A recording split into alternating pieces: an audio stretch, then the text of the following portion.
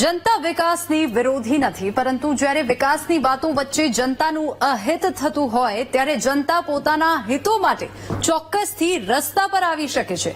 આવું જ કંઈક મોરબીના ઘૂંટુ ગામે જોવા મળ્યું, જ્યાં ગામ લોકોએ હાઈવે પર ચક્કાજામ કર્યો હતો, જેના કારણે 5 કિલોમીટર લાંબો ટ્રાફિક જામ થયો હતો. પરંતુ લોકોની હાઈવે પર ચક્કાજામની શું જરૂર પડી, તો આવું જોઈએ અને તમને ખુદ બતાવી દઈએ અને તમે પણ ખુદ જુઓ કે શું છે સમસ્યા.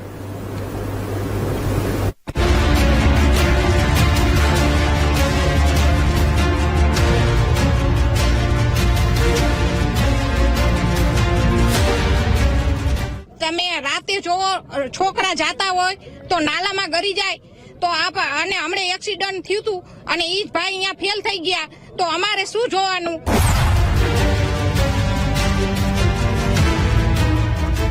આવડું મોટું ગામ હોય, આટલા રોડ પોડા થતા હોય તો પબ્લિક આવન જાવન ક્યાં કરી શકે? એમના માટે કંઈક તો છે ને પ્રશાસને વિચારવું જોઈએ ને.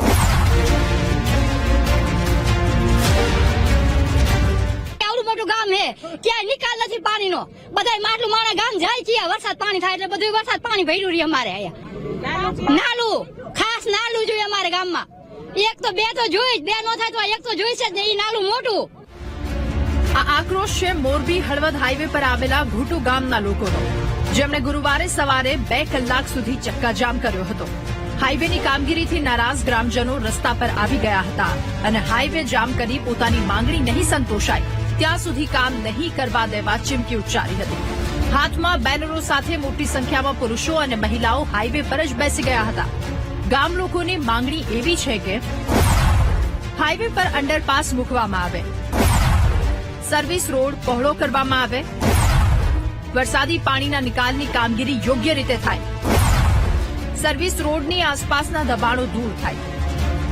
ગામ લોકોએ જે રીતે બેનરો સાથે દેખાવ કર્યા એ પ્રકારનો ભ્રષ્ટાચાર પણ દ્રશ્યોમાં જોવા મળ્યો. સ્ટેટ હાઈવેને આસપાસ જે વરસાદી પાણીના નિકાલ માટે ગટરનું કામ કરાયું છે એની કામગીરી પણ નબળી છે.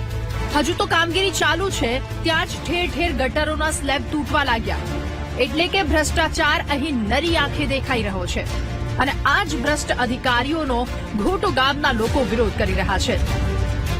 ઘૂંટુ ગામમાં જે બે બાજુ સાઈડમાં રોડમાં ગટરો જે બને છે ને એ એટલી નબળી બને છે કે 2 મહિના પહેલા અમે આપણે કલેક્ટર સાહેબને આવેદન આપ્યું હતું, કારણ કે એકવાર ગટર તૂટી ગઈ હતી.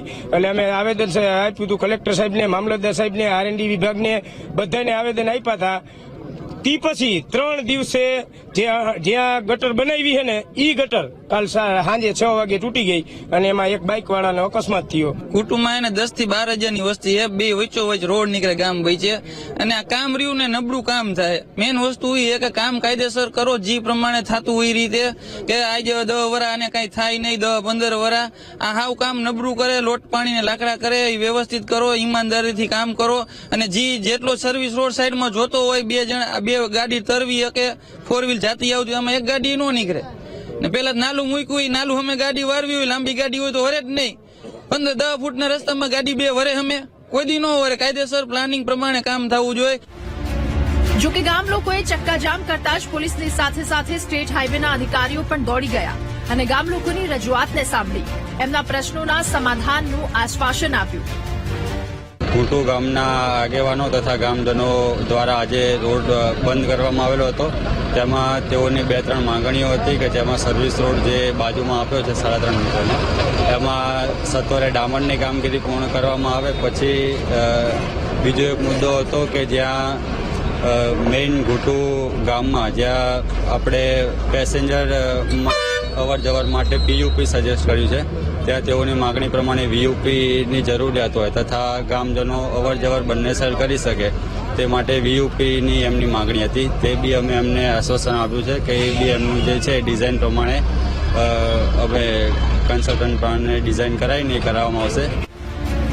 અહીં સવાલ એ છે કે લોકો વિરોધ કરે ત્યારે અધિકારીઓને ભ્રષ્ટાચાર દેખાય છે. લોકો અંડરપાસની માંગણી કરે ત્યારે કેમ અધિકારીઓ જાગે છે? શું આયોજનો વગર હાઈવેના કામ મંજૂર થઈ જાય છે? સવાલો અનેક છે. એવામાં આશા રાખીએ કે આ ગામના લોકોની સમસ્યાનું સમાધાન વહેલી તકે આવે, જેથી લોકોને ફરી ચક્કાજામ કરવાની જરૂર ન પડે. Harnish Joshi, BTV news, Morbi.